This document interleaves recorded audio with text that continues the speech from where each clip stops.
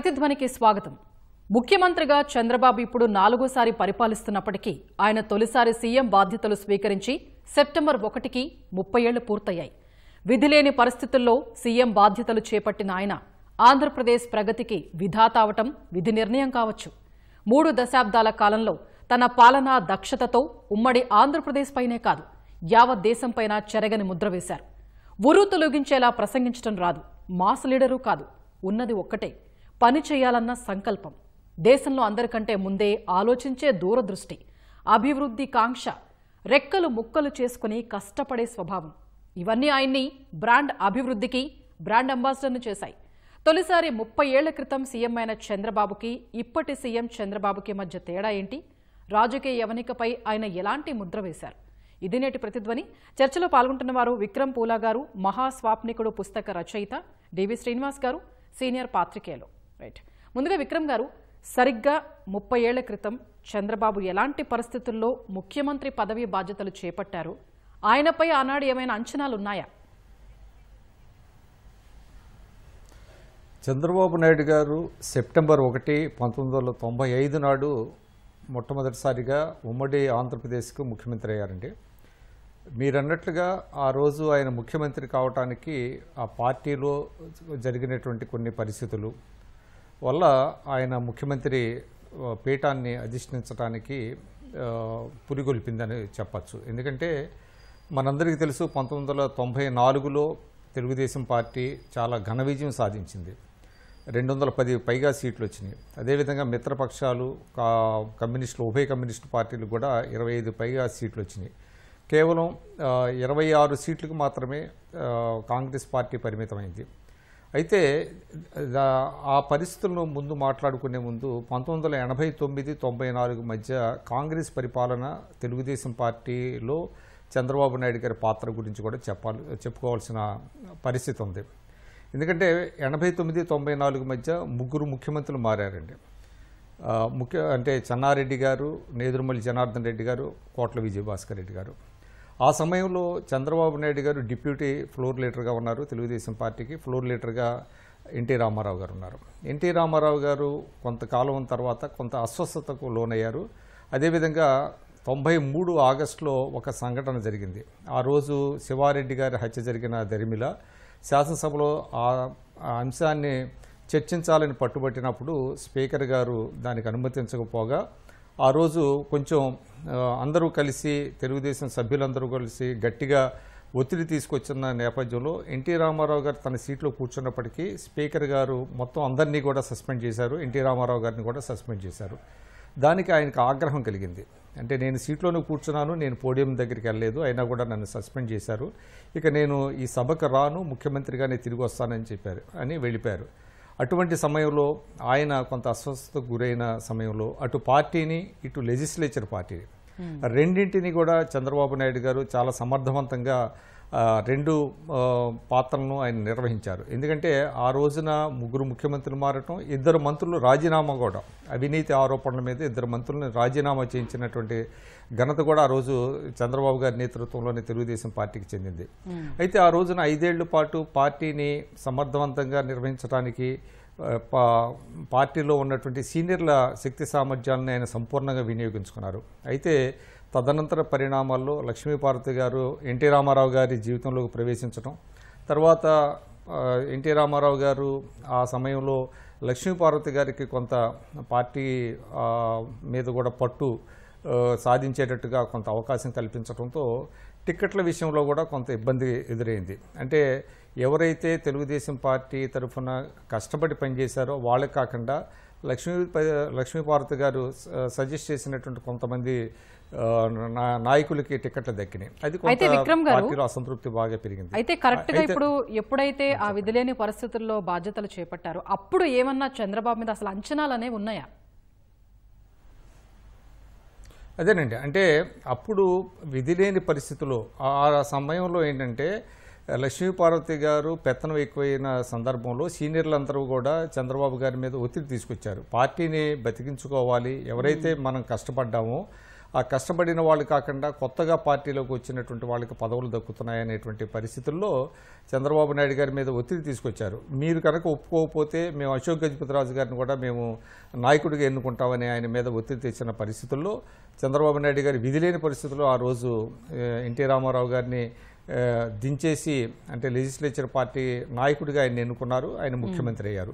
అప్పుడు నిజానికి అంచనాలు లేవండి. మొదటి 2-3 నెలల వరకు ఆయన మీద ఎటువంటి అంచనాలు లేవు. ఎందుకంటే ఎన్టీ రామారావు గారికి ఉన్నటువంటి గ్లామరు, ప్రజాకర్షణ చంద్రబాబు గారికి లేవు. అందరూ ఆశ్చర్యపోయారు. అందరూ ఏంటంటే చంద్రబాబు నాయుడు గారు ఏ విధంగా ఈ పార్టీని రన్ చేస్తారు, ఏ విధంగా పరిపాలన చేస్తారు అని అందరూ అనుకుంటున్న సమయంలో ఆయన అందరి అంచనాలను తారుమారు చేసి చాలా త్వరితగతిన ఆయన పరిపాలనలో తనదైనటువంటి శైలి ఆ సమయంలో ఆయన ఏంటంటే కొన్ని తీసుకున్నటువంటి చర్యలు అది నేను తర్వాత మళ్ళీ మీకు చెప్తాను అదేంటనేది. ఓకే జీవి గారు, విధిలేని పరిస్థితుల్లో సీఎం బాధ్యతలు చేపట్టిన చంద్రబాబు ఏపీ అభివృద్ధికి విధాత అవుతారని ఆనాడు ఎవరైనా ఊహించారా? అంటే విధి నిర్ణయం అలాంటిది. ఏది విధి లేని పరిస్థితుల్లో సీఎం అయ్యాడు, విధికి ఎదురీదాడు, విధిని తన వశం చేసుకున్నాడు అనమాట. ఒక రకంగా చెప్పాలంటే ఒక కార్యదక్షుడు, ఒక పట్టుదల కలిగిన వ్యక్తి ఏ విధంగా పట్టు సాధించవచ్చు. నిజంగా మరి విక్రమ్ గారు చెప్పినట్లుగా ఆ రోజు ఏది 1995 సెప్టెంబర్ 1 ముఖ్యమంత్రిగా ఆయన ప్రమాణ స్వీకారం రోజు, తెలుగుదేశం పార్టీ అధ్యక్షుడిగా ఆయన అయిన రోజు, టీడీఎల్పీ మరి నాయకుడిగా ఎన్నుకున్న రోజు అటు పార్టీపై ఆయనకు పట్టు లేదు, ఇటు ప్రభుత్వ యంత్రాంగంపై పట్టు లేదు. పార్టీపై పట్టు బిగించాడు, ప్రభుత్వ యంత్రాంగంపై పట్టు సాధించాడంటే పట్టుదల. ఏది ఇప్పుడు కృషి ఉంటే మనుషులు ఋషులు అవుతారో లేదో మనకు తెలియదు, కానీ కృషి ఉంటే మనుషులు చంద్రబాబులు అవుతారు. అది ఇక్కడ మనకి దృష్టాంతం. ఏది చంద్రబాబు రూపంలో కనపడుతోందన్నమాట. ఎన్టీఆర్ లాగా మీరు ఇంట్రోలో చెప్పారు, ఆయన మాస్ లీడర్ కాదు, ఆయనకి సంమోహన శక్తి లేదు, గొప్ప వక్త అంతకంటే కాదు. అయినప్పటికీ కూడా మరి వర్క్ కల్చర్, పని పని పని, నిరంతరం పని చేయటమే తన గ్లామర్గా ప్రజల మెప్పు ఎలా పొందాడు అనేది ఇవాళ మన కళ్ళ ముందు కనపడుతున్నటువంటి పరిస్థితి అన్నమాట. అంటే ఆయనే ఇవాళ గొప్ప వక్తగా మారాడు. ఏది ఒకప్పుడు సాధారణ ప్రసంగాలు చేయడానికి కూడా ఆయన మరి జంకేటటువంటి పరిస్థితి నుంచి ఇవాళ అతనే స్టార్ క్యాంపెయినర్ కాదు. మనం చూసాం ఏది ఎన్నికల ప్రచారంలో ఆయన ఏ విధంగా ప్రసంగాలు చేస్తారో. అంటే పట్టుదల ఉంటే సాధించలేనిది లేదు అనడానికి చంద్రబాబే ఉదాహరణగా. అటు పార్టీపై పట్టు, ఇటు ప్రభుత్వమై పట్టు. దీనికి ఒకటే కారణం, ఏది క్లారిటీ, ఒక స్పష్టత. ఆయనలో క్లారిటీ ఉంది, ఆయనలో ఒక విజన్ ఉంది. నేనేం చేయాలి, ఎలా సాధించాలి, ఆ విజన్ని ఎలా అమలు చేయాలి, దానికి అందరి సహకారం ఎలా తీసుకోవాలి. తను పని చేస్తాడు, 10 మందితో పని చేయించుతాడు. ఇదే చంద్రబాబు విజయ రహస్యం అన్నమాట. అంటే ఏంటి, ఆయన ఒక టీం. తను ఎప్పుడూ కూడా సైలో అప్రోచ్ ఉండకూడదంటాడు. ఎవరికాళ్ళు ఇండివిజువల్గా నేనింత నేనేదో తురుంఖానంటే కుదరదు. ఒక టీమ్ స్పిరిట్ అనేది అటు పార్టీలో అయినా లేకపోతే అటు బ్యూరోక్రసీ ఆ యంత్రాంగంలో అయినా సరే ఒక టీమ్ స్పిరిట్ని ఆయన తీసుకొచ్చాడు. అందుకే ఆయన గొప్ప ప్లేయరే కాదు, ఒక మంచి బ్యాట్స్మెన్, బౌలర్, ఆల్రౌండర్, ఒక గొప్ప కెప్టెన్గా రావడానికి కారణం అదే అన్నమాట. ఇవాళ ఏంటి, రాష్ట్ర ముఖ్యమంత్రి అంటే ఆయన ఒక టీం కెప్టెన్, పార్టీ అధ్యక్షుడు అంటే ఆయన ఆ టీం కెప్టెన్. తన శ్రేణుల్ని నడపడంలో, తన లీడర్స్ నాయకులందరికీ దిశానిర్దేశం చేయడంలో మరి చంద్రబాబు ఏ విధంగా మరి ఆయన యొక్క ఈ 30 ఏళ్ల ముఖ్యమంత్రి ప్రస్థానం చూస్తే మీకు కనపడుతున్నటువంటి పరిస్థితి అన్నమాట. Okay right. రాజకీయ విశ్లేషకులు నూర్ మహమ్మద్ గారు మనతో చర్చలో పాల్గొనేందుకు సిద్ధంగా ఉన్నారు. నూర్ మహమ్మద్ గారు నమస్తే అండి. ఎన్టీఆర్తో పోల్చి చూసినప్పుడు ఆయన స్థానంలో కూర్చున్న చంద్రబాబుకి ఏ రకమైన గ్లామర్ లేదు. అలాంటిది అన్నగారిని మరిపించేలా ఎలా తనదైన ముద్ర వేయగలిగారు?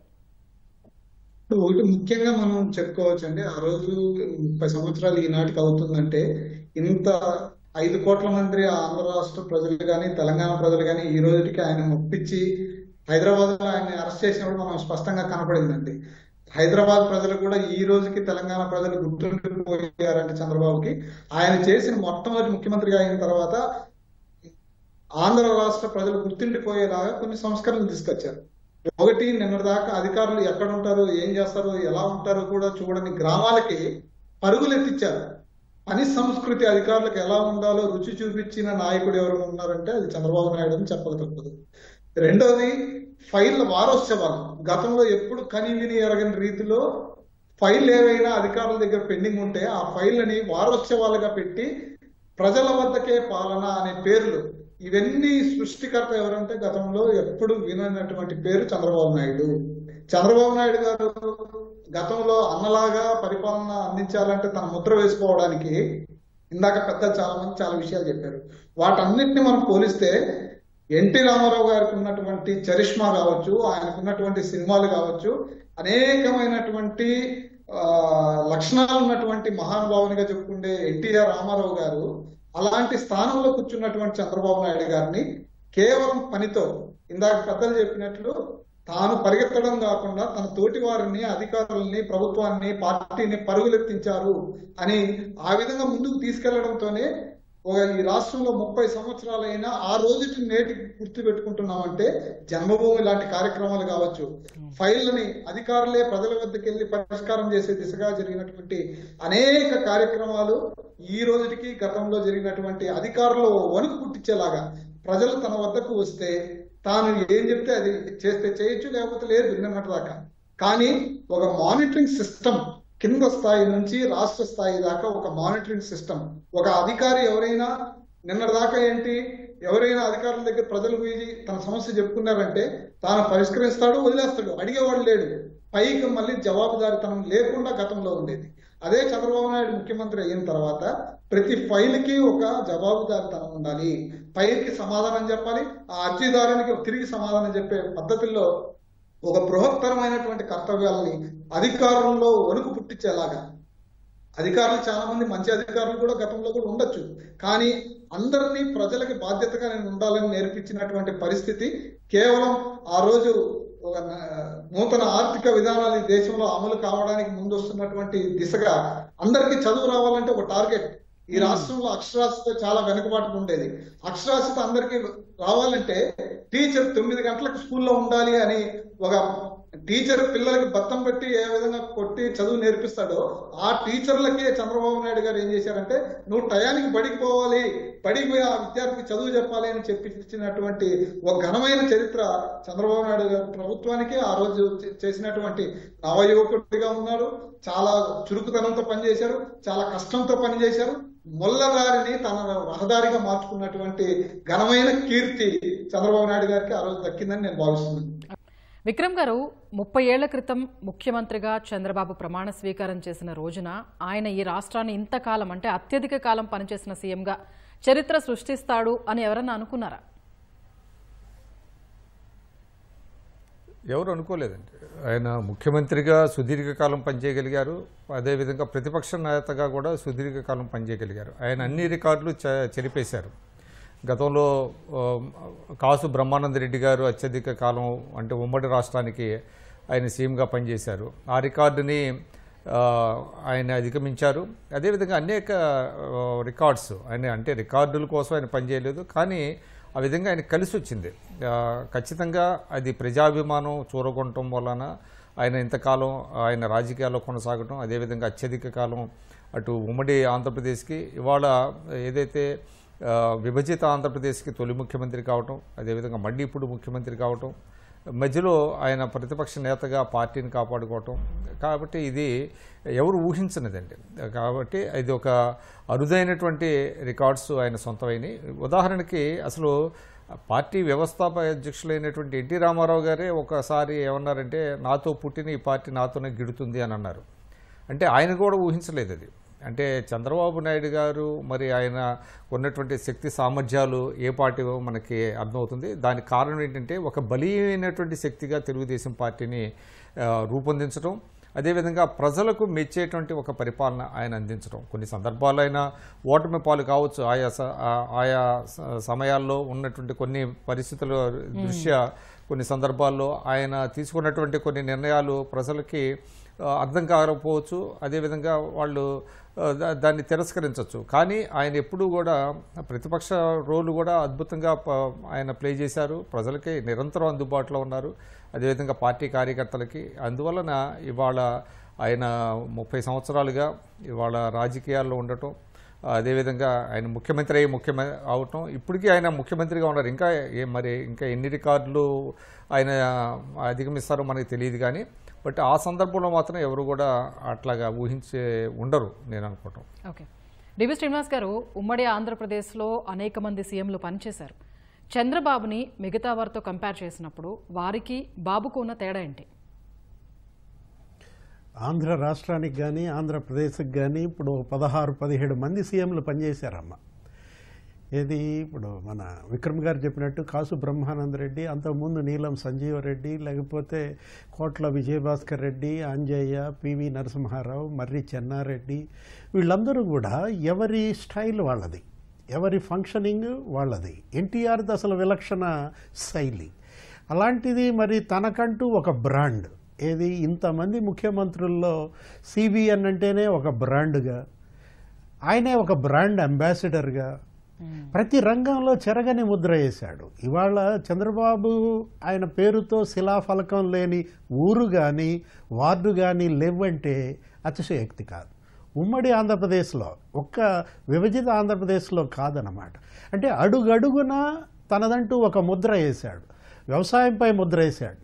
ఏది ఇప్పుడు మనం చూసాం, ఇరిగేషన్ రంగంలో మరి ఆయన పెట్టినటువంటి ఆ డిస్ట్రిబ్యూటరీ కమిటీలు కానీ, సాగునీటి సంఘాలు కానీ, వ్యవసాయంలో ఆయన ఎలా ఫ్లవరిష్ చేయొచ్చు, అనుబంధ రంగాలని ఇవాళ అటు పాడి పరిశ్రమ కావచ్చు, ఆక్వా కావచ్చు, మొత్తం అన్ని రంగాలని ఎలా ప్రోత్సహించి అటు రైతుకి ఆలంబన చేశాడో, drip irrigation, sprinkler irrigation, micro ఇరిగేషన్కి అప్పట్లోనే మరి టాస్క్ ఫోర్స్కి ఆయన కో చైర్మన్గా ఉన్నారు. ఏది సురేష్ ప్రభు, ఈయన అన్నమాట. ఇప్పుడు వ్యవసాయం ఇరిగేషనే కాదమ్మా, విద్యా సంస్థలన్నిటిల్లో అతని ముద్ర. ఏది కిలోమీటర్కి ఒక ప్రాథమిక పాఠశాలని, 3 కిలోమీటర్లకి పలానా, 5 కిలోమీటర్లకి అసలు ప్రతి డివిజన్లో ఒక ఇంజనీరింగ్ కాలేజీ, వందలాది ఇంజనీరింగ్ కాలేజీలు నెలకొల్పడం ద్వారా విద్యారంగంపై చెరగని ముద్ర. కంపెనీలను రాబట్టడం ద్వారా, పరిశ్రమలు నెలకొల్పడం ద్వారా పారిశ్రామిక రంగంపైనే కాదు, యువత ఉపాధి కల్పనపై చంద్రబాబు ముద్ర. మహిళా సాధికారతలో అతని ముద్ర. ఏది పొదుపు విప్లవం తీసుకురావటం, డోక్రా మహిళలు, మరి 1 కోటి మంది పైగా డోక్రా మహిళలు ఇవాళ మహిళా సాధికారత. ఎందుకు నిన్నగాక మొన్న చూసాము ఈ ఉచిత బస్సు పథకం కానీ, తల్లికి వందనం పథకాలు కానీ, ఏ విధంగా మహిళలని ఆయన తన కాళ్ళపై తను నిలబెట్టేలా చేశారో. అటు రైతులు, యువత, మహిళలు, బడుగు బలహీన వర్గాలే ఆయనకి అండగా ఆయన నడిచిన విధానం ప్రతి చోట చంద్రబాబు ముద్రే ఆయన పనితీరుకి నిదర్శనం అమ్మ. నూరు గారు, ఇప్పుడు ప్రతి పొలిటీషియన్కి ఒక స్టైల్ ఉంటుంది. చంద్రబాబులో మీరు గమనించిన విశిష్టమైన లక్షణాలు ఏంటి? చాలా మంది పొలిటీషియన్స్ కి చంద్రబాబుకి చాలా డిఫరెన్స్ ఉంటుందండి. చంద్రబాబు గారు ఏదైతే ఆయన వ్యక్తిగత జీవితంలో విద్యార్థి స్థాయి నుంచి మనం కానీ అధ్యయనం చేస్తే అది చరిత్రలో బుక్గా చాలా వచ్చింటాయి ఇప్పటికే. కానీ ఆయన ఒక మారుమూల గ్రామంలో ప్రారంభమైనటువంటి ఆయన జీవితం ఈరోజు ప్రపంచ స్థాయిలో, ప్రపంచ దేశాలన్నీ, అనేక దేశాల్లో ఈయన ఆదర్శంగా తీసుకొని ఈరోజు ఆ దేశాల్లో కూడా ఏ విధంగా అభివృద్ధి చేసుకోవాలి అనేది చంద్రబాబు గారి యొక్క వ్యక్తిగత లక్షణాల వల్లే అంత ప్రపంచ స్థాయి నాయకుడిగా చంద్రబాబు నాయుడు గారు ముందుకెళ్లారు. ఎందుకంటే ఓ పాఠశాల దశలో కావచ్చు ఆయన పడిన కష్టాలను మనం చూడొచ్చు, అదేవిధంగా కళాశాల దశలో ఆయన పడినటువంటి కష్టాలు కావచ్చు. ఎస్వి యూనివర్సిటీకి వచ్చిన తర్వాత ఆయనతో పాటు అనుబంధంగా ఉన్నటువంటి చాలా మంది విద్యార్థి నాయకులుగా ఆ రోజు చలామణి అయిన వాళ్ళు చాలా మంది చంద్రబాబు నాయుడు గారు ఇంత ఆదర్శంగా ఏ విధంగా ముందుకు సాగగలిగారంటే వారి ఫ్రెండ్స్ ఇప్పటికీ పాఠాలుగా చెప్పుకుంటున్నటువంటి వారు. ఇంకా ఎస్వి యూనివర్సిటీలో కొంతమంది ప్రొఫెసర్లు, చంద్రబాబు నాయుడు గారికి చదువు చెప్పిన ప్రొఫెసర్లు ఈ రోజుకి కొంతమంది ఉన్నారు. వాళ్ళని అడిగితే ఈయన గురించి గంటలు సరిపోవండి. అలాంటి అనేక మనుషుల్లో లేని చాలా మంది లక్షణాలు, కొన్ని ప్రత్యేకమైన లక్షణాలు చంద్రబాబు నాయుడు దగ్గర ఉంటారు. ఆయన వ్యక్తిగత సహాయకులు కొంతమంది మాట్లాడారు. ఇప్పటికీ ప్రతిరోజు అధికారం ఉన్నా ప్రతిపక్షం ఉదయం 4-5 గంటల లోపు మొత్తం రాష్ట్రంలో నిన్నటి రోజు జరిగినటువంటి చరిత్రనంతా గంటల్లోనే ఈ రోజు బ్రీఫ్ చేసుకునే పరిస్థితి మనం చాలా మంది చెప్తారు. కానీ విజన్ 2020 అని ఒక విజన్ ని వదిలినప్పుడు చాలా మంది మాలాంటి వాళ్ళు కూడా గతంలో విమర్శించారు. కానీ ఈ రోజు ఆ ఫలాలు అనుభవిస్తున్నటువంటి వాళ్ళకి ఈ రోజు అర్థమవుతుంది.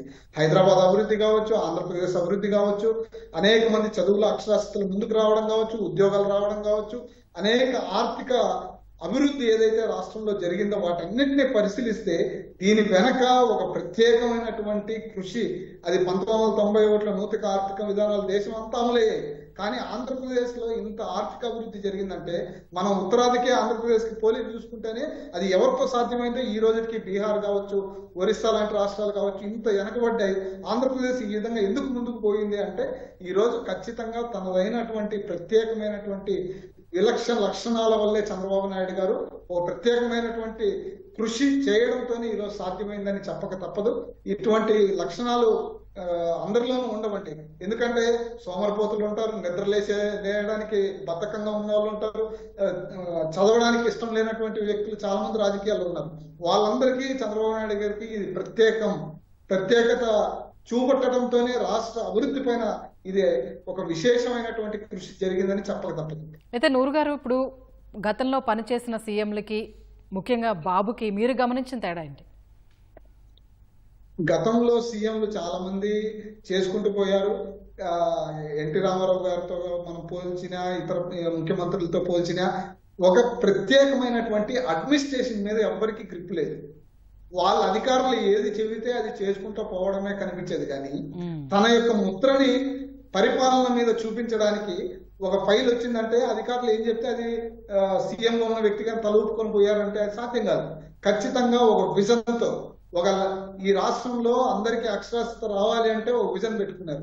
అందరికీ ఉద్యోగాలు కల్పించాలంటే ఇది ప్రభుత్వ రంగంలోనే కాదు, ప్రైవేట్ పెట్టుబడులు తీసుకురావాలి, విదేశీ పెట్టుబడులను ఈ రాష్ట్రంలో తీసుకురావాలి, ఆ విధంగా అందరికీ ఉపాధి అవకాశాలు కల్పించాలనేసి ఒక విజన్ ని పెట్టుకున్నారు. దానికి తగినట్టు కావాల్సినటువంటి ఈరోజు అనేక ఎస్సీ జట్లు మనం చూస్తున్నాం. కాకినాడలో కావచ్చు, విశాఖపట్నంలో కావచ్చు, లేదంటే కడప లాంటి నగరంలో కావచ్చు, లేదంటే అనేక జిల్లాల్లో ప్రతి జిల్లాలోనూ ఎస్సీ జట్లు ఈరోజు వచ్చి అనేక కంపెనీలు పెట్టి ఇన్ని వేల మంది ఆంధ్ర రాష్ట్ర ప్రజలకే కాదు పక్క రాష్ట్రాల నుంచి కూడా ఈరోజు ఇతర రాష్ట్రాల నుంచి వచ్చి హైదరాబాద్ లాంటి నగరాల్లో కానీ, విశాఖపట్నంలో కానీ ఈరోజు ఉపాధి పొందుతున్నారంటే ఒక ప్రత్యేకంగా ఇతర ముఖ్యమంత్రులకి చంద్రబాబు నాయుడు గారి కృషి వల్లే ఇది సాధ్యమైందని ఆ అధికారిక లెక్కలే మనకు చూపిస్తున్నటువంటి పరిస్థితి ఉంది. ఈరోజు మనం పరిశీలిస్తే కొత్త ఎస్సీ జట్లతో పాటు ఈరోజు విదేశాల్లో, మన దేశంలోనే కాదు విదేశాల్లో ఆంధ్ర రాష్ట్ర ప్రజలు ప్రపంచంలో ఏ దేశానికి వెళ్ళినా అక్కడ వెళ్ళి ఉపాధి పొందుతున్నారంటే ఇక్కడ నేర్పించినటువంటి చదువు వల్ల, ఇక్కడ నేర్చుకున్నటువంటి జ్ఞానం వల్ల ప్రపంచంలో అత్యున్నతమైనటువంటి దేశాల్లో కూడా మనకు ఉపాధి అవకాశాలు దొరికాయి. ఆ విధంగా దొరకడానికి కారణం ఈరోజు పడినటువంటి బీజం చంద్రబాబు నాయుడు గారు ముఖ్యమంత్రిగా ఉన్నప్పుడు చేసినటువంటి విశేషమైన కృషి. ఆ కృషి వల్లే ఈరోజు దేశంలో, ప్రపంచంలో ఆంధ్రప్రదేశ్ అక్షరాస్యతలో కేవలం కాదు ప్రపంచంలో విజనరీకి ఆంధ్రప్రదేశ్ లో ఒక స్థానం దక్కిందంటే ఈ పరిపాలన వల్లే సాధ్యమైందని చెప్పక తప్పనటువంటి పరిస్థితి. విక్రమ్ గారు, పరిపాలనలో చంద్రబాబు తీసుకొచ్చిన సంస్కరణలు ఎలాంటివి? పని చేసే ముఖ్యమంత్రిగా ఆయన్ని ప్రజలు గుర్తించడం కోసం ఎలా కష్టపడ్డారు? ముఖ్యంగా ఏంటంటే గతంలోకి చంద్రబాబు నాయుడు గారు గత ముఖ్యమంత్రుల శైలికి ఆయనకి భిన్నం ఏంటంటే, గతంలో ప్రభుత్వం వేరు ప్రజలు వేరు అనేటువంటి ఒక భావన చాలా బలంగా ఉండేది. చంద్రబాబు నాయుడు గారు ఏం చేశారంటే, ప్రభుత్వం వేరు ప్రజలు వేరు కాదు, ప్రజల భాగస్వామ్యం ఉండాలి ప్రభుత్వంలో, ప్రజల భాగస్వామ్యంతోనే అభివృద్ధి మనం సాధించుకోవాలి అని ప్రతి దాంట్లో కూడా ఆయన ప్రజల్ని కాన్ఫిడెన్స్లోకి తీసుకోవటం మనకు కనిపిస్తుంది డే 1 నుంచి. ముఖ్యంగా ఆయన ముఖ్యమంత్రి అయినప్పుడు అంటే రాష్ట్ర ఆర్థిక పరిస్థితి చాలా క్షీణించింది. జీతాలు కూడా ఇవ్వలేనటువంటి పరిస్థితుల్లో ఆయన అప్పుడు ఏం చేశారంటే, వైట్ పేపర్స్, శ్వేతపత్రాలు ఫస్ట్ ఆఫ్ ఇట్స్ కైండ్ అనమాట. రాష్ట్రంలో శ్వేతపత్రం అనేది ఊరికే మన పుస్తకాల్లో చదువుతాం తప్ప ఆ శ్వేతపత్రాలు విడుదల చేయడం. శ్వేతపత్రం అంటే ఏంటి? థ్రెడ్ బేరుగా రాష్ట్ర ఆర్థిక పరిస్థితి ఏ విధంగా ఉంది, జీతాలకి ఎంత వెళ్తుంది, పెన్షన్లకి ఎంత వెళ్తుంది, తర్వాత మీకు క్యాపిటల్ ఎక్స్పెండిచర్ అంటే అంటే దాని మీద ఆదాయం జనరేట్ చేసేటువంటి కార్యక్రమాలు, అది సాగునీటి ప్రాజెక్టులు లాంటి వాటికి ఎంత ఖర్చు పెడుతున్నాం, అంటే చూస్తే చాలా తక్కువ అనమాట. అటువంటి పరిస్థితుల్లో ఆయన రాష్ట్ర ఆర్థిక పరిస్థితిని ప్రజలందరికీ చూపించి వరల్డ్ బ్యాంక్ నుంచి ఆయన కొంత బారోయింగ్స్ తీసుకోవటం అనేటువంటిది, అదేవిధంగా ఎకనామికల్ రీస్ట్రక్చరింగ్ ప్రాజెక్ట్ అనేటువంటిది తీసుకొచ్చి ఆర్థిక పరిస్థితిని దుబారాన్ని అరికట్టడం, ఇదంతా కూడా గతంలో ఎప్పుడూ లేదండి. అదేవిధంగా ఏంటంటే ఆయన మహిళలు రాష్ట్ర జనాభాలో 50% ఉన్నటువంటి మహిళలు, వాళ్ళు ఆర్థికంగా వాళ్ళని ఎంపవర్ చేయాలి అనేటువంటి దాంతో మీకు తెలుసు డ్వాక్రా మహిళా సంఘాలని ఆయన ఏర్పాటు చేశారు. దాదాపుగా ఇందాకే మిత్రులు చెప్పారు 1 కోటి మంది వరకు మహిళా సంఘాలు సభ్యులు ఉన్నారు. వాళ్ళందరూ కూడా ప్రతిరోజు కూడా ఒక్కొక్క రూపాయి చొప్పున వాళ్ళు దాన్ని అంటే థ్రిఫ్ట్ అనేటువంటిది సాధించడం, దానికి గవర్నమెంట్ మ్యాచింగ్ గ్రాంట్ ఇవ్వటం అనేటువంటిది చేశారు. అదేవిధంగా మహిళలలో మీకు ముఖ్యంగా విద్య అనేటువంటిది బాగా ఆయన ఎంకరేజ్ చేశారు. ఆ రోజునటువంటి పరిస్థితులు అంటే బాలికలకి సైకిళ్ళు కార్యక్రమం ఒకటి చేశారండి. అది ఎంత అద్భుతమైనటువంటి ప్రోగ్రాం అంటే చాలామంది 1 కిలోమీటర్ దూరం వెళ్ళాలంటే బాలికలు వెళ్ళేవాళ్ళు కాదు, వాళ్ళని పంపించేవాళ్ళు కాదు. ఎందుకంటే మన సంప్రదాయమైనటువంటి కుటుంబాల నుంచి వచ్చినటువంటి వాళ్ళని 1 కిలోమీటర్ 2 కిలోమీటర్లు పంపించేవాళ్ళు కాదు, బస్సులు ఉండేవి కాదు. అటువంటప్పుడు దాదాపుగా 3 లక్షల సైకిళ్ళు ఆయన పంపిణీ చేయడంతో ఆడపిల్లల చదువు బాగా ఇంప్రూవ్ అయింది. అదేవిధంగా ఇక సంస్కరణల విషయంలో ఇప్పుడు నేను ఆర్థిక రంగం చెప్పాను, అదేవిధంగా పంచాయతీరాజులు అనేక సంస్కరణలు తెచ్చారు, అదేవిధంగా విద్యుత్ రంగంలో అనేక సంస్కరణలు తీసుకొచ్చారు, రవాణా రంగంలో సంస్కరణలు తెచ్చారు. ఆయన సంస్కరణలు తీసుకురానటువంటి రంగం అంటూ ఏదీ లేదండి. దానివల్ల ఏమైందంటే టెక్నాలజీని ఆయన అనుసంధానం చేసుకున్నాడు. ఈ సంస్కరణలతో పాటు టెక్నాలజీని అనుసంధానం చేసుకోవటం వల్ల అద్భుతమైనటువంటి ఫలితాలు. అప్పుడు ఆ రోజు అసలు ఏం జరుగుతుంది ఆంధ్రప్రదేశ్లో, what is happening in AP అనేటువంటిది అన్ని రాష్ట్రాల ముఖ్యమంత్రులు కూడా మన రాష్ట్రం వైపు చూసేటువంటి పరిస్థితి వచ్చింది. అదేవిధంగా మీకు ఆయన ఒకటే చెప్పాడు, నా దగ్గర మంత్రదండం ఏమీ లేదు, మనం కష్టపడదాం, కష్టపడి పనిచేద్దాం, సాధించుకుందాం అని ఒక ట్రాన్స్పరెంట్ గవర్నమెంట్ అంటే స్మార్ట్ గవర్నమెంట్ అని ఆయన ఒక ప్రతిపాదన చేశారు. అంటే simple, moral, responsive, transparent government అనే దాని మీద తీసుకొచ్చారన్నమాట. రెస్పాన్సివ్, ఒక ప్రజా సమస్య ఉంటే వెంటనే దాని మీద స్పందించాలి, ట్రాన్స్పరెంట్గా ఉండాలి, పారదర్శకత ఉండాలి. ఎక్కడా కూడా గతంలో ఈ పారదర్శకత ఉండేది కాదు. అట్లాంటి అనేకమైనటువంటిది తీసుకొచ్చి అదేవిధంగా ఆయన ప్రభుత్వ యంత్రాంగం ఒక మైండ్ సెట్ కూడా మార్చారు, కష్టపడదాం అన్నారు. ఆయన అనేక ఎగ్జాంపుల్స్ చెప్పేవాళ్ళు, సింగపూర్ కావచ్చు, జపాన్ కావచ్చు, అదేవిధంగా జర్మనీ కావచ్చు, సెకండ్ వరల్డ్ వార్లో దెబ్బతిని ఏ విధంగా అవి అన్నీ వచ్చినాయి అనేటువంటిది చెప్పారు.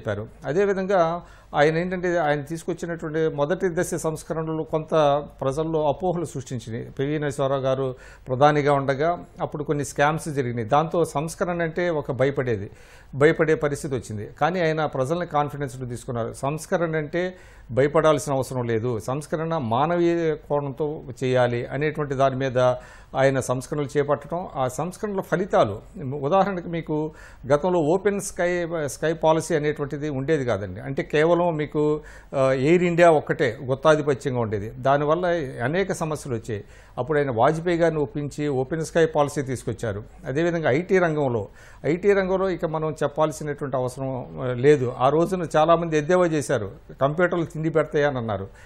కంప్యూటర్లో తిండి పెడతాయి అనేటువంటిది ఆయన ప్రూవ్ చేశారు. ప్రతి ఇంటిలో ఇవాళ ఒక ఐటీ ప్రొఫెషనల్ ఉండి వివిధ దేశాల్లో కావచ్చు, మన దేశంలో కావచ్చు, వాళ్ళ ఉద్యోగాలు చేసుకోగలుగుతున్నారంటే, అదేవిధంగా వాళ్ళ ఆర్థిక పరిస్థితి మెరుగైందంటే కారణం ఆయన ఒక దార్శనికత, విజన్ 2020. అంటే మనకు అసలు ఫస్ట్ ఆఫ్ ఆల్ అంటే చంద్రబాబు నాయుడు గారు ప్రజలకు ఏం చెప్పారంటే అసలు మనకు ఎన్ని వనరులు ఉన్నాయి మన రాష్ట్రంలో, అదేవిధంగా మానవ వనరులు ఏ విధంగా ఉన్నాయి, వాటిని how best we can utilize, వాటిని ఆప్టిమంగా ఎలాగ ఉపయోగించుకోవాలి. మీకు విచిత్రం ఏంటంటే వరల్డ్ బ్యాంక్ అధ్యక్షుడికి దగ్గరికి వెళ్ళినప్పుడు అసలు రాష్ట్రంలో ఏ రంగంలో ఎటువంటి వనరులు ఉన్నాయి అనేది అంతకుముందు ఏ ముఖ్యమంత్రి కూడా ఆవిష్కరించలేదండి. ఆయన ఒక పవర్ పాయింట్ ప్రజెంటేషన్తో ఒక ½ అవర్ పవర్ పాయింట్ ప్రజెంటేషన్ ఇచ్చారు. అప్పుడు జేమ్స్ విల్కిన్సన్ అని ఆయన వరల్డ్ బ్యాంక్ చైర్మన్ ఢిల్లీ వస్తే ఆయన ముందు ప్రజెంట్ చేశారు. మా రాష్ట్రంలో ఇన్ని వనరులు ఉన్నాయి, మానవ వనరులు ఈ విధంగా ఉన్నాయి, అదేవిధంగా సహజ వనరులు ఉన్నాయి, వీటిని ఈ విధంగా ఉపయోగించుకుంటున్నాం, మాకు సహాయం చేయండి అని ఆయన పవర్ పాయింట్ ప్రజెంటేషన్ ఇచ్చినప్పుడు first of its kind in the India అనమాట. అట్లాంటి పవర్ పాయింట్ ప్రజెంటేషన్ అప్పట్లో ఏ ముఖ్యమంత్రి కూడా ఇవ్వలేదు. అంటే ఆయనకి పూర్తి స్పష్టత ఉంది, రాష్ట్రంలో ఏ విధంగా మనం డెవలప్ చేయొచ్చు అనే దాని మీద ఒక సమగ్రమైనటువంటి ఒక ప్రణాళిక ఉంది. దాంతో మీకు అప్లాజ్ 10 నిమిషాల పాటు అందరూ లేచి చప్పట్లు కొట్టేటువంటి పరిస్థితి వచ్చింది. అంటే నేనేంటంటే చాలా మైన్యూట్గా వెళ్తారు ఆయన. చాలా ఒక అంశాన్ని తీసుకుంటే చాలా మైన్యూట్గా వెళ్తారు, దాన్ని ఒక లాజికల్ ఎండ్కి తీసుకెళ్తారు. అంటే పైన ఏదో ఆ అంశాన్ని తీసుకొని చేయటం కాకుండా దాన్ని ఒక లాజికల్ ఎండ్కి, ఒక హేతుబద్ధమైనటువంటి ఒక ముగింపు ఇవ్వటం కోసం. అదేవిధంగా ఆ రోజు బడ్జెట్ను కూడా మీకు జీరో బేస్డ్ బడ్జెట్ పెట్టేవాళ్ళు. అసలు మనకి రాబడి ఎంత వస్తుంది, ఎంత ఖర్చు అవుతుంది అనేటువంటిది ప్రజల మధ్య. ఒకప్పుడు బడ్జెట్ అంటే బడ్జెట్లో ఏమున్నదో ఎవరికి తెలిసేది కాదు, అది ఒక రహస్యంగా, నిగూఢంగా, గుంభనంగా ఉంచేవాళ్ళు. అటువంటి దాన్ని ఆయన ప్రజలకి మొత్తం థ్రెడ్బేర్గా ఆయన వివరించేటప్పటికి ప్రజలకు కూడా ఒక కాన్ఫిడెన్స్ క్రియేట్ అయింది. అదేవిధంగా ఆయన ఎక్కడా కూడా నేను అది చేస్తాను ఇది చేస్తానని చెప్పలా. ఆయన చాలా తేటతెల్లంగా చెప్పారు, మనం అందరం కష్టపడాలి, మనందరం కష్టపడితే ఈ రాష్ట్రం బాగుపడుతుంది అనేటువంటి ఒక వినూత్నంగా. ఈ లాస్ట్ పాయింట్ ఒకటి చెప్తా అండి. అసలు చాలా కీలకమైనది ఏంటంటే మన దేశంలో కావచ్చు, మన రాష్ట్రంలో కావచ్చు, ఒక స్టేటస్ కో అంటే యథాతథ స్థితి కొనసాగించడానికి అలవాటు పడిపోయారు మన రాజకీయ నాయకులు కావచ్చు. మనం కూడా దైనందిన జీవితంలో కూడా మనం ఏంటంటే ఒక సెట్ ఆఫ్ యాక్టివిటీస్ చేస్తూ ఉంటాం, దాని నుంచి భిన్నంగా బయటికి వెళ్ళాం అనమాట. అది ఏదో జరిగిపోతుంది కదా, ఏదో చల్లనేదో అంటాం, ఆ టైపులో ఆ స్టేటస్ కోకి అలవాటు పడినటువంటి దాన్ని ఆయన బ్రేక్ చేశారు. ఒక వినూత్నమైనటువంటి పందాలో వెళ్ళాలి, ఈ స్టేటస్ కోలో వెళ్తే మనం అభివృద్ధి సాధించలేము అని ఎప్పుడైతే ప్రజల్ని ఆ దిశగా మళ్లించారో మీకు అద్భుతమైనటువంటి ఫలితాలు రాగలిగినాయి. అందువల్లే ప్రజలకి చంద్రబాబు నాయుడు గారి మీద ఒక కాన్ఫిడెన్స్ వచ్చింది. 22వ స్థానంలో ఉన్నటువంటి రాష్ట్రం పారిశ్రామికంగా 4వ స్థానానికి వచ్చింది. ఆయన ఆ రోజు దావోస్ వెళ్తే చాలా మంది ఎద్దేవా చేశారు, దావోస్ వెళ్ళటం ఏంటి అని. అక్కడ వెళ్ళి ఇన్వెస్టర్స్ని కన్విన్స్ చేసి మా రాష్ట్రంలో ఏ ఉన్నాయి, మీరు వస్తే ఏ విధంగా మేము మీకు హెల్ప్ చేస్తాం అనేటువంటిది. ఐఎస్బి ఒక క్లాసికల్ ఎగ్జాంపుల్ అండి. అంటే ఒక అసాధ్యాన్ని ఏ విధంగా సుసాధ్యం చేశారంటానికి ఒక ముందు చూపు. అంటే ఒక నానుడు ఉంది. ఎందుకంటే కొంతమంది గోయింగ్ అన్ ఎక్స్ట్రా మైల్ అంటారు. కొన్ని సందర్భాల్లో మనం ఒక మైలు ఇంకా ముందుకు వెళ్లాల్సినటువంటి పరిస్థితి వస్తుంది. అది చంద్రబాబు నాయుడు గారి విషయంలో అది రుజువైంది. ఆయన ప్రజల కోసం రాష్ట్రాన్ని అగ్రగామిగా నిలపటం అనేటువంటిది ఆయన దీనికోసం ఆయన ఎన్నో మీకు సియాటెల్ వెళ్ళి ఆయన చాలా కంపెనీస్కి ఫైల్స్ పట్టుకొని వెళ్ళారు. రైట్ సార్, మళ్ళీ డిస్కస్ చేద్దాం. రైట్, డివి శ్రీనివాస్ గారు, టెక్నాలజీ, సంస్కరణలు, విజన్, ఇన్వెస్ట్మెంట్స్, రాష్ట్రపతి ప్రధాని ఎన్నికలో జాతీయ రాజకీయాల్లో కీలక పాత్ర, ఇలాంటి మైలురాళ్లు ఎన్నో ఉన్న చంద్రబాబుకు చరిత్రలో రావాల్సినంత క్రెడిట్ వచ్చిందా? ఇంకా ఆయన చాలా మందికి సాఫ్ట్ టార్గెట్గా ఎందుకున్నారు? బ్యూటీ ఆఫ్ డెమోక్రసీ అంటారు చంద్రబాబు పదే ఆయన ప్రసంగాల్లో. బ్యూటీ ఆఫ్ పాలిటిక్స్ అన్నమాట ఇది. మీరన్నట్టుగా ఆయన జాతీయ రాజకీయాల్లో ఆయన భూమికకు ఇప్పుడు ఇక్కడ ఉన్నటువంటి వర్తమాన రాజకీయాల విమర్శలు అంటే హస్తిమ శకాంతం భేదం ఉంది.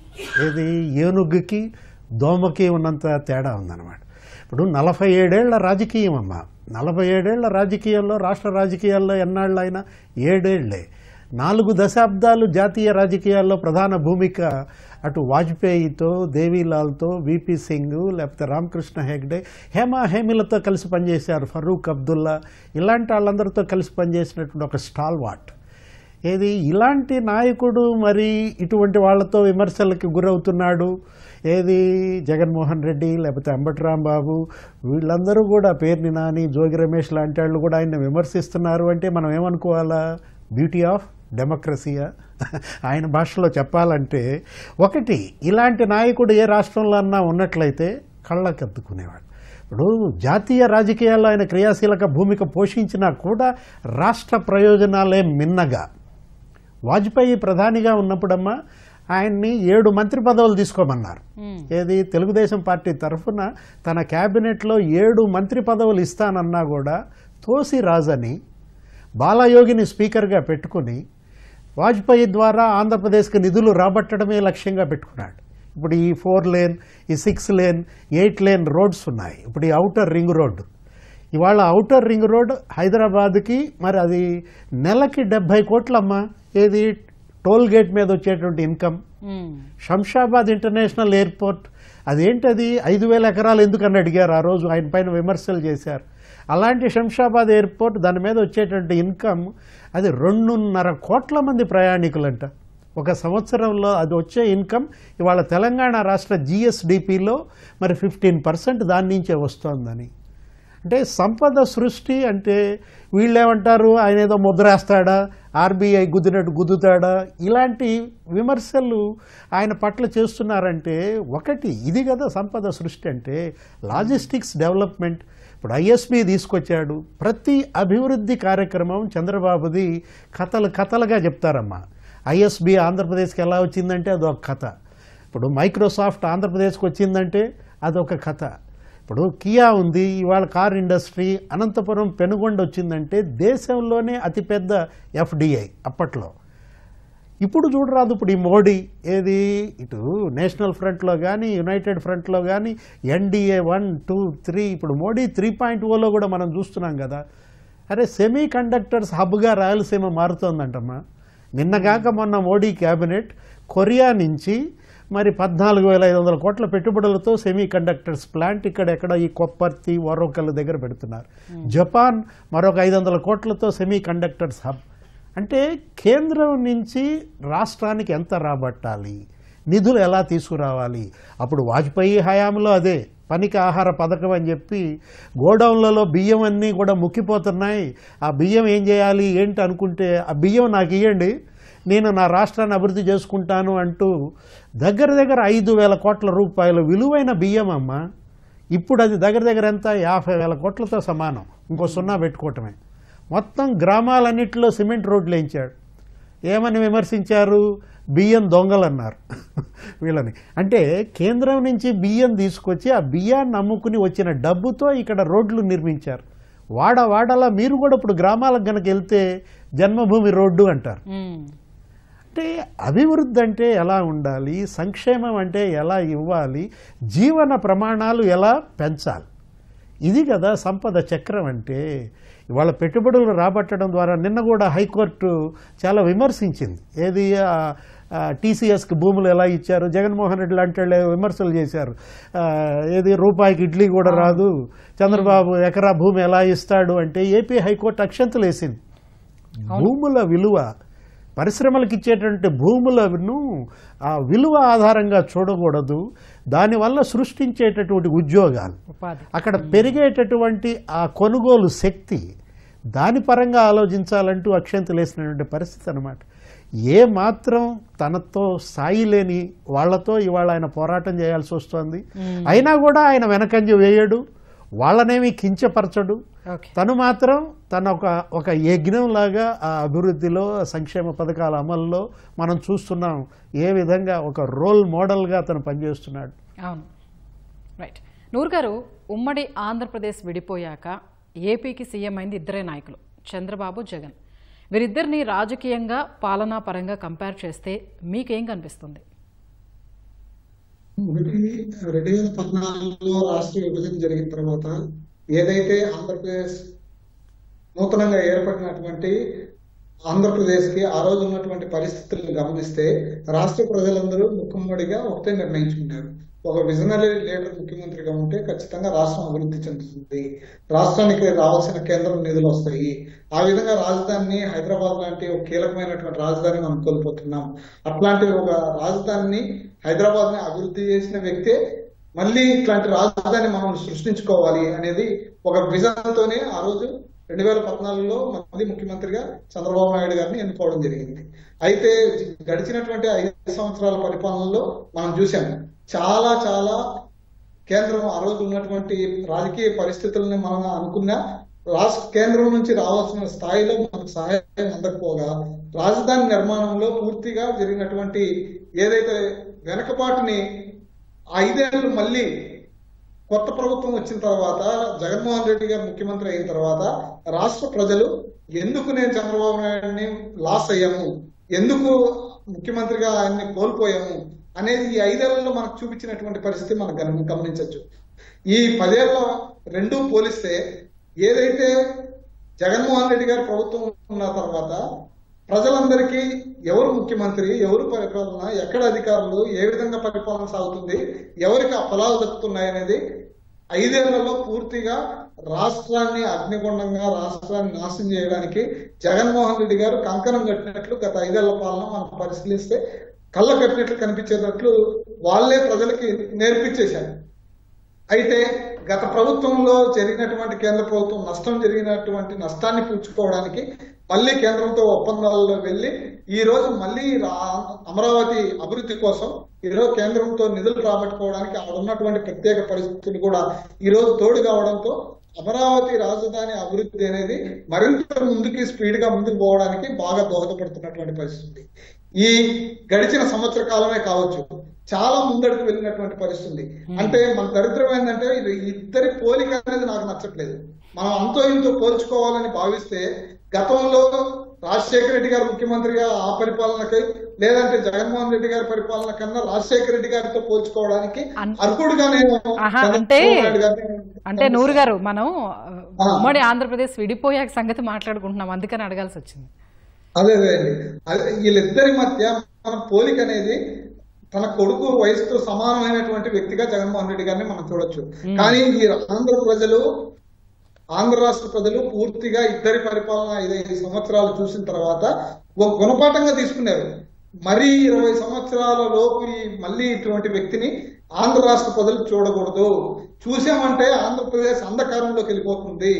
అట్లాంటి పరిస్థితి రానికుండా జాగ్రత్తగా పరిపాలన చూసుకోవాలి. రాష్ట్రానికి చంద్రబాబు నాయుడు లాంటి వ్యక్తి విజనరీ నాయకుడు ఆంధ్రప్రదేశ్ కి ముఖ్యమంత్రిగా కావాలి. అట్లా ఈ రోజు ప్రజలందరూ ఏదైతే మనకి 6 గ్యారంటీస్ వచ్చాయి, 6 గ్యారంటీస్ ని చాలా సున్నితంగా ఈ రోజు చర్చ జరగకుండానే, ప్రజలు అడగకుండానే ఇప్పటికే 3-4 గ్యారంటీలు అమలు చేసినట్లు ఈరోజు మనకు కనబడుతుంది. ఓకే అండి. విక్రమ్ గారు, ఎంతసేపు పరిపాలనలో సమయం గడుపుతూ చంద్రబాబు రాజకీయం చేయడం మానేశారని, ఫలితంగా ఆయన పదవిని కోల్పోవడమే కాదు రాష్ట్రం భవిష్యత్తును కోల్పోతుందని ఆరోపించేవారు ఉన్నారు. మీరేమంటారు? అంటే ఈ విమర్శలు జనరల్గా జరుగుతూనే ఉంటాయండి. కాకపోతే ఏంటంటే రాజకీయం అంటే ఏంటనే దాని మీదే మనం అంటే అర్థం ఏంటనేటువంటిది ఒక్కొక్కరు ఒక్కో రకమైనటువంటి అర్థం తీసుకుంటూ ఉంటారు. రాజకీయం అనేది అభివృద్ధి కోసమే రాజకీయం అనేటువంటిది ఆయన ఆలోచన. సరే, ఇటు పార్టీని సమన్వయం చేసుకోవాలి, పార్టీ అధ్యక్షుడిగా అటు పరిపాలన కూడా సమన్వయం చేసుకోవాల్సినటువంటి బాధ్యత ఉన్నది. అయితే ఏంటంటే పార్టీలో కూడా యాస్పిరేషన్స్ పెరుగుతూ ఉంటాయి చాలామందికి. అందరినీ సమన్వయం చేసుకోవాలి. ముఖ్యంగా సోషల్ జస్టిస్ అనేది చాలా ఇంపార్టెంట్ అండి. అంటే చంద్రబాబు నాయుడు గారు మనం చూసినట్లయితే ఏ పార్టీలో చేయనటువంటి సోషల్ జస్టిస్ తెలుగుదేశం పార్టీలో చేస్తారు. ఎందుకంటే మొట్టమొదటి నుంచి కూడా తెలుగుదేశం పార్టీలో బడుగు బలహీన వర్గాలకి చాలా పెద్దపీట వేస్తా వచ్చారు. అది ఇప్పటికీ కూడా కొనసాగుతుంది. మీరు గమనించినట్లయితే ఇందాకే మిత్రులు శ్రీనివాస్ గారు చెప్పారు, మన బాలయోగ్ గారిని అవకాశం ఇచ్చినప్పుడు ఆయన లోక్సభ స్పీకర్ చేశారు, ఇక్కడ ప్రతిభా భారతి గారిని అసెంబ్లీ స్పీకర్ చేశారు. అదేవిధంగా ఇటీవల లాస్ట్ టైము 2014-19 మధ్య మన షరీఫ్ గారిని కౌన్సిల్ చైర్మన్ చేశారు. ఇట్లాగా అదేవిధంగా పార్టీ పదవుల్లో కూడా కొంత సమతుల్యత పాటించాల్సినటువంటి అవసరం ఉంటుంది. అందువల్ల ఆయన సామాజిక న్యాయం అనేటువంటిది అసలు తెలుగుదేశం పార్టీకి చాలా ఇంపార్టెంట్ ఇదనమాట. అందువల్ల పదవుల పంపిణీలో కొంతమందికి అన్యాయం జరిగిందనో లేకపోతే ఇంకేదనో మాట్లాడుతూ ఉంటారు. అదేవిధంగా రాజకీయాలని అభివృద్ధి అంటే అధికారంలోకి వచ్చిన తర్వాత ఆయన పరిపాలన మీద దృష్టి పెడతారు, పార్టీ మీద దృష్టి పెట్టరు అనేటువంటిది కూడా ఉన్నది. అది కానీ ఆ రెండు కూడా సమతుల్యం, ఏది ప్రాధాన్యత అనేటువంటిది కూడా మనం ఆలోచించుకోవాలి. నిరంతరం కూడా రాజకీయాల మీద దృష్టి కాకుండా పరిపాలన మీద దృష్టి పెట్టాలి.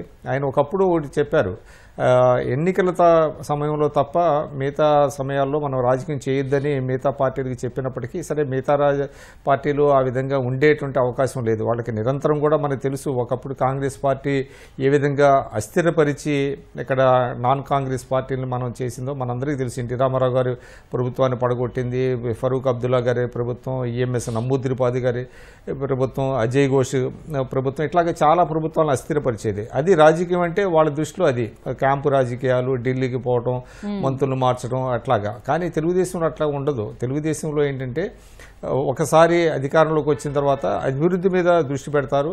అదేవిధంగా ఒక సామాజిక న్యాయం, సోషల్ జస్టిస్ అనేటువంటిది ఆ ప్లాంక్ మీద వెళ్తారు కాబట్టి అటువంటి విమర్శలు వస్తూ ఉంటాయి. ఏదేమైనప్పటికీ కూడా ఆయన సమతుల్యత పాటిస్తున్నట్టుగానే మనకు అర్థం చేసుకోవాలి. ఓకే, డివి శ్రీనివాస్ గారు, ఇప్పుడు ఆంధ్రప్రదేశ్ ఉన్న పరిస్థితుల్లో నుంచి చూస్తే చంద్రబాబుకు సీఎం పదవి అవసరమా, ఏపీకి చంద్రబాబు అవసరమా?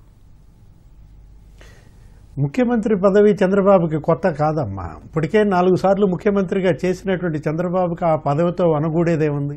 కాకపోతే ఆంధ్రప్రదేశ్కే చంద్రబాబు అవసరం ఉంది. ఎందుకంటే ఆంధ్రప్రదేశ్ ప్రస్తుతం ఉన్నటువంటి మరి అప్పులు 10 లక్షల కోట్ల అప్పుల్లో నుంచి ఆంధ్రప్రదేశ్ని గట్టెక్కించాలంటే 20 లక్షల ఉద్యోగాల కల్పన ఆయన లక్ష్యంగా పెట్టుకున్నాడు. స్పష్టంగా మరి 20 లక్షల ఉద్యోగాల కల్పన కోసం మరి 40 లక్షల కోట్ల పెట్టుబడులు తేవాలని ఆయన లక్ష్యంగా పెట్టుకున్నారు. తొలి అడుగే 10 లక్షల కోట్ల పెట్టుబడులు సాధించాడు. 6 లక్షల కోట్ల పెట్టుబడులు గ్రౌండ్ అవుతున్నాయి. 6 లక్షల మందికి ఉపాధి కూడా ఇవాళ వస్తుంది. మెగా డిఎస్సి కూడా మనం చూసాం. రేపే వాళ్ళు అసలు 1వ తారీఖు నుంచి విధులకి హాజరవుతారు కొత్త ఉపాధ్యాయులు కూడా. ఇవాళ ఏంటంటే ఆంధ్రప్రదేశ్ ప్రస్తుతం ఉన్నటువంటి పరిస్థితుల్లో దీన్ని ఒడ్డున పడగలిగినటువంటి ఒకే ఒక నాయకుడు చంద్రబాబు అన్నమాట. విపత్తుల్లో చంద్రబాబు ఎలా పనిచేస్తారో మీకు తెలుసు. తిత్లీలో కానీ, హుద్హుద్లో కానీ, లేకపోతే ఎప్పుడు వరదల్లో మొన్న కూడా చూశారు, బుడమేరు వరదల్లో ఆయన పనితీరు ఎలా ఉందో. ఇప్పుడు జగన్ అనే విపత్తులో కూడా అలాంటి చంద్రబాబు కావాలి. ఏది అప్పుడు హుద్హుద్లో నుంచి విశాఖను ఎలా అయితే గట్టెక్కించాడో, తిత్లీలో నుంచి శ్రీకాకుళాన్ని ఎలా ఒడ్డునేశాడో, ఇప్పుడు ఈ జగన్ అనే విపత్తులో నుంచి ఆంధ్రప్రదేశ్ను ఒడ్డున పడేసే ఆపద్బాంధవుడు ఇవాళ చంద్రబాబు కావాలి. ఇది ప్రజల ఆకాంక్ష. అందుకే ఆయనకి మరి అంత మెజారిటీతో 164 సీట్లతో ఆయన గెలిపించారంటే కారణం అదే అన్నమాట. అందులో తొలి అడుగు ఇవాళ అద్భుతంగా పడింది. ఇంకా 4 ఏళ్ళు ఉంది. ఈ 4 ఏళ్లలో కూడా ఆయన ఆశించిన లక్ష్యాలు చేరుకోవాలి. అప్పుల ఊబిలో నుంచి ఈ ఆంధ్రప్రదేశ్ను ఒడ్డునేయాల్సిన బాధ్యత కూడా చంద్రబాబుపై ఉన్న నేపథ్యంలో మరి ప్రజలు ఇంత కోరుకుంటున్నారు. మరి ఆయన నుంచి ఆయన పని కూడా మనం చూసాం. గతంలో ఎప్పుడన్నా ఏ నాయకుడన్నా ఈ విధంగా పనిచేశాడమ్మా? ఏది శాసనసభకి వెళ్ళని ప్రతిపక్ష నాయకుడిని మొట్టమొదటిసారి చూస్తున్నాం. జగన్మోహన్ రెడ్డి ఒక బాధ్యత రహితుడిగా, ప్రజలు ఇచ్చిన బాధ్యత ఇది. ఇదొక సామాజిక బాధ్యత. ప్రజాసేవ అనేది ఇవాళ పాలకుడికి చీఫ్ మినిస్టర్ పోస్ట్ అనేది, చీఫ్ మినిస్టర్ అంటే రారాజా లేకపోతే ఏమైనా సామంత రాజా కాదమ్మా. చీఫ్ మినిస్టర్ అంటే కూలీ నంబర్ 1 అని రుజువు చేశాడు చంద్రబాబు నాయుడు అన్నమాట. ఇవాళ మరి ఒక శాసనసభ రేపు వస్తోంది. ఒక సవాల్ కూడా విసిరారు. ఏది వైకాపా ఎమ్మెల్యేలను రమ్మని పిలిచారు. ఛాలెంజెస్ అనేదే ఇవాళ చంద్రబాబుకి ఒక ఫ్రెండ్స్ అమ్మ. సవాళ్లే చంద్రబాబుకి స్నేహితులుగా మనం చూడాలి. ఇదొక సవాల్. ఏది జగన్ అనే విపత్తు నుంచి మరి ఆంధ్రప్రదేశ్ను ఒడ్డున పడేసే సవాల్ని ఆయన ఎంత మేర లాజికల్ ఎండకి తీసుకెళ్తాడో ప్రజలు ఇవాళ కళ్ళంతా ఒత్తులేసుకుని చూస్తున్నారు.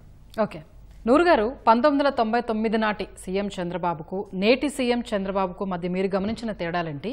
చంద్రబాబు నుంచి ఇంకా ప్రజలు ఏం ఆశిస్తున్నారు, ఎలా ఉండాలని కోరుకుంటున్నారు? 1991 మనం పరిశీలిస్తే ఒక డైనమిక్ సీఎం గా ఆ రోజు ఉన్నటువంటి పరిస్థితుల్లో ముఖ్యమంత్రి అయిన తర్వాత ఒకటి అందరి అధికారులని, ప్రభుత్వాన్ని ఒక ఘాటిలోకి తీసుకొచ్చి ప్రభుత్వం అంటే ఇలా ఉంటది, ప్రజలకు ఈ విధంగా సేవ చేయొచ్చు అని ఆంధ్ర రాష్ట్ర ప్రజలకు మొట్టమొదటిసారిగా రుచి చూపించినది. ప్రభుత్వ పరిపాలన ఈ విధంగా ఉంటే ఈ విధంగా ఫలితాలు సాధించవచ్చు అని రుచి చూపించినటువంటి నాయకుడు చంద్రబాబు నాయుడు గారు. ఆ తర్వాత మనం పరిశీలిస్తే ఇప్పుడున్నటువంటి పరిస్థితుల్లో అధికారులు అలవాటు అయిపోయారు. ప్రభుత్వం చంద్రబాబు నాయుడు గారు అధికారంలో ఉంటే ఒళ్ళు దగ్గర పెట్టుకొని పనిచేయాలి. ఏ సమస్య ప్రజలకు వచ్చినా తాను జవాబుదారితనంగా పైన చెప్పక ముందే ఈరోజు పనిచేసే పద్ధతుల్లో అందరినీ గాడిలో పెట్టినటువంటి పరిస్థితి మనం గమనించవచ్చు. రెండో విషయం, ఈరోజు అవసరాలు, ఇప్పటికీ రాష్ట్రానికి అనేక అవసరాలు ఉన్నాయి. ఈ అవసరాలు తీరాలంటే ఖచ్చితంగా చంద్రబాబు నాయుడు గారు ఉంటేనే అవి సాధ్యమైనటువంటి పరిస్థితి. ఈరోజు ఇప్పటికీ 67% అక్షరాస్యతతోనే మనం ఉన్నాం.